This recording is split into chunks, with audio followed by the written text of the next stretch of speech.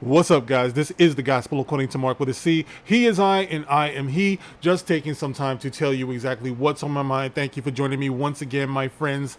Now, guys, I want to talk to you a little bit about Jill Scott. Yes, Jilly from Philly, as she's called. And Jilly from Philly has been acting rather silly. Really? Okay, now this is something that just came to my attention a couple of days ago because a friend of mine at work came running up to me and she wanted me to hear this. She's like, "Mark, did you hear this? You gotta hear this." She's all giddy about this thing, right? So it turns out that Jill Scott at the 2023 Essence Festival did a cute little remix on our national anthem, and it's been going viral, making all types of news and stuff. And I want to play some of it for you, and then we're going to talk about it. Don't worry if you really can't hear it because I'm doing things old school. You know how my channel is. But I'm going to read the lyrics to you afterwards. But let me just play a little bit of this, and then I'm going to get off into my commentary here. All right, so let's listen to Jill Scott, ladies and gentlemen.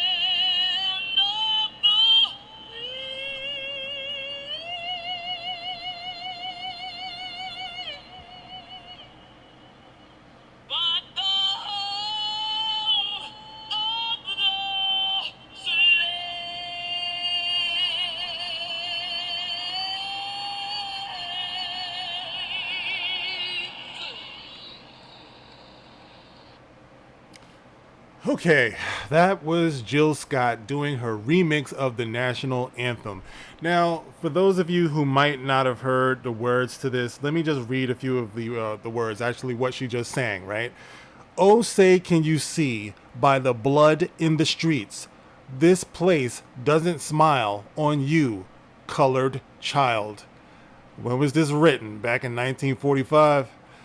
Whose blood built this land with sweat and their hands, but will die in this place, and your memory erased. Oh, say, does this truth hold any weight? This is not the land of the free, but the home of the slaves. Okay, what type of Planet of the Apes shit is that? That's some straight out of Conquest of the Planet of the Apes. If you ever saw that old movie when they took over for the first time and they made this crazy speech, you know, about this is our planet now.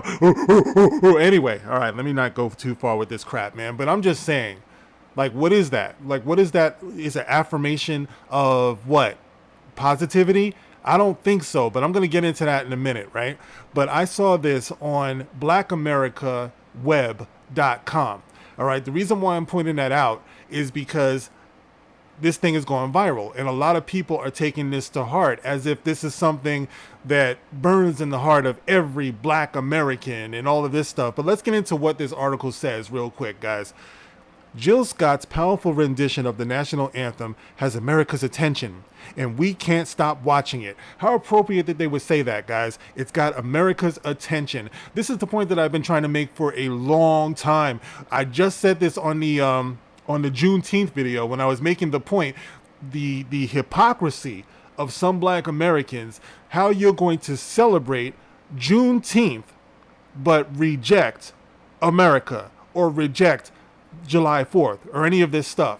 You're going to celebrate the day that this country ended and made unlawful the concept of slavery, but then you're going to reject the country that did such a thing, but you're going to celebrate that holiday. Makes no sense whatsoever.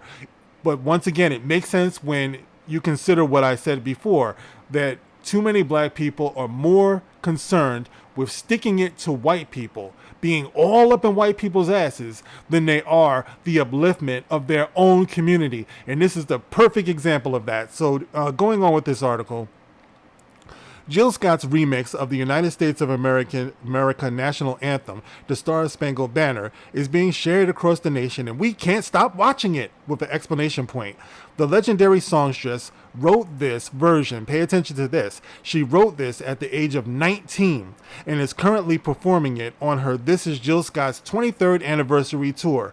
The recording from her performance of the song at the 2023 Essence Festival has gone viral as the lyrics seep to the horrific core of America. To keep in mind, guys, she wrote this when she was 19.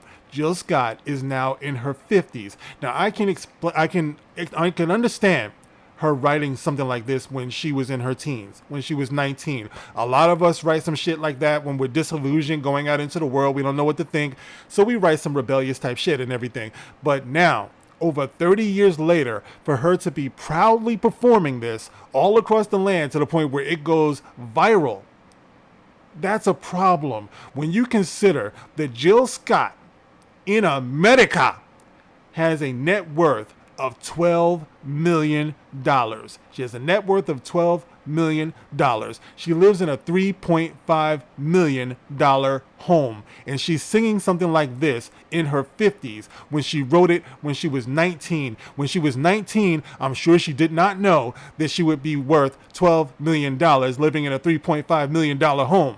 Things have changed, but she's still going to sing this shit like she's proud of it, like it still applies. Just a little bit misleading, I think. It goes on to say here, it's sad that lyrics written over 30 years ago resonate ever more with this country now. Jill Scott has considered moving away from the United States to protect her son. Moving away from the United States. She moved out of the hood. She's living in a $3.5 million home. Her son is in no danger. But it says here, we can't ignore what is happening in this country. It's impossible. And to see people motivated to speak up, speak out, rise up, fight back, and not sit down is motivational. And I enjoy being a part of it, she said during a Time 100 Talks discussion. We hope that more will continue to share their voice and stand up for their rights. Now, of course, I played that little clip of the video from the Essence Twitter page, and they start off that clip by saying, everyone please rise for the only national anthem we will be recognizing from this day forward. So they're really trying to push this thing, guys. Now, my question to you is, do you think, and I read those lyrics to you, do you think that those lyrics are healthy when you consider that, once again, you're singing this? Now, I understand black people love trolling white people. Like I said before, they're more concerned with that than they are speaking to their own people. I've told you that over and over and over again. And like I said, this is a prime example of that. But let me read something else to you for your consideration right here, guys. When you think about our black youth in this country, everyone loves to post pictures and videos of black people doing crazy things, black kids doing crazy things on Twitter and social media. But when you consider that they're getting a steady diet of messages like this, let me read something else to you for your consideration. Suicide rates among black youth in the United States are growing at an alarming rate.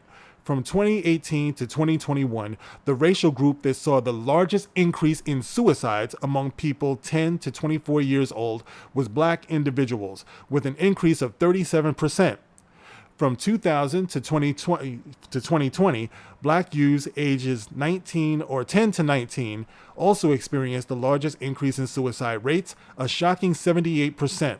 And in a research study done among the youngest children, ages 5 to 12, black youth were approximately 2 times more likely to die by suicide than their white counterparts. Black students also had a higher rate of suicide attempts when compared to their white and Hispanic counterparts. Now, why would I be reading something like this? Because I want you guys to understand, all right?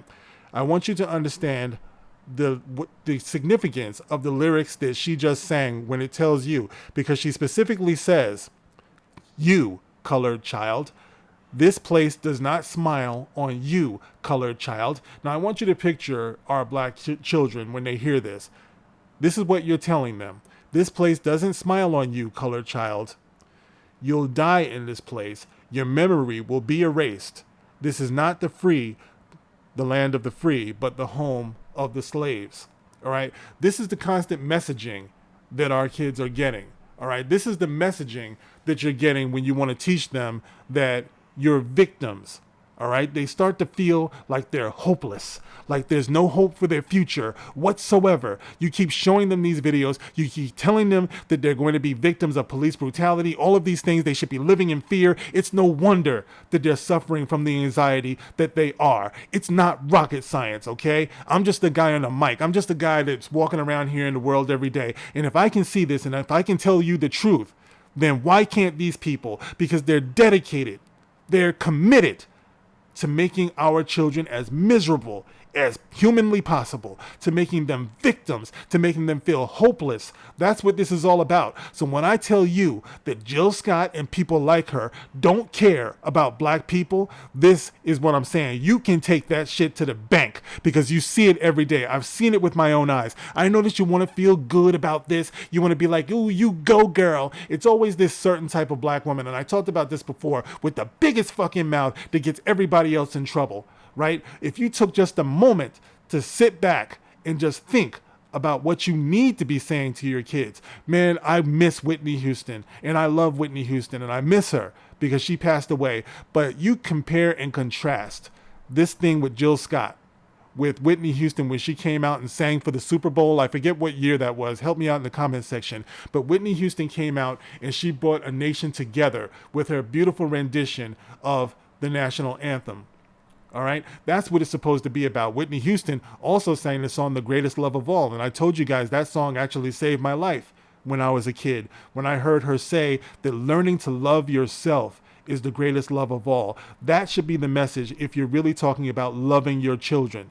But when you get a message like this is fucking evil, guys. And I want there to be no mistake about that. Okay, now she's reaching all of these people. She's going viral. I'm only going to get maybe a few hundred views on this video, if even that much. But damn it, guys, I don't let that stop me. The whole YouTube algorithm and all of that stuff, I can't get around that at this point. You know, if it happens, it happens. If it doesn't, it doesn't. You know, but if I can just reach 1 or 2 of you, then I have the obligation to do that, because I've already heard from kids out there who have told me, we hear your message. We love your message. You're absolutely right. We don't want to be victims. We don't want to feel bad about ourselves. But look at this world. Look at what you're telling these kids. You know what I mean? And that's the point. That's why I'm doing this video, because when I saw that, I was just like, I cannot believe that in 2023, this is what we're celebrating, knowing what our kids are going through, knowing that the pain they're in. Yes, there is racism in this country. There's racism in this world. Jill Scott, like I said, she talked about moving her child away from here. There's no way she would do that with her net worth and the way that she's living, where she's living. She's being disingenuous, guys. And it's time we started being honest. We started being honest to ourselves, number one, you know, and stop just always just functioning to be up in the ass of white people and trolling white people all the time. White people, white people, white people. Yay. Anytime you can get them uncomfortable, you feel like mission is accomplished. But I just read you the stats. There's something that we're forgetting. But guys, there it is. I want to get your feelings on this, the whole Jill Scott thing. I think that it's tragic that this thing goes on unchecked. You know, but let me know how you feel about this in the comment section. As always, guys, I'd like to thank you for watching. I'd like to thank you for supporting. The super thanks is really important to me. So thank you guys for everything, and I will catch you on the next one. This is The Gospel According to Mark with a C. rock on.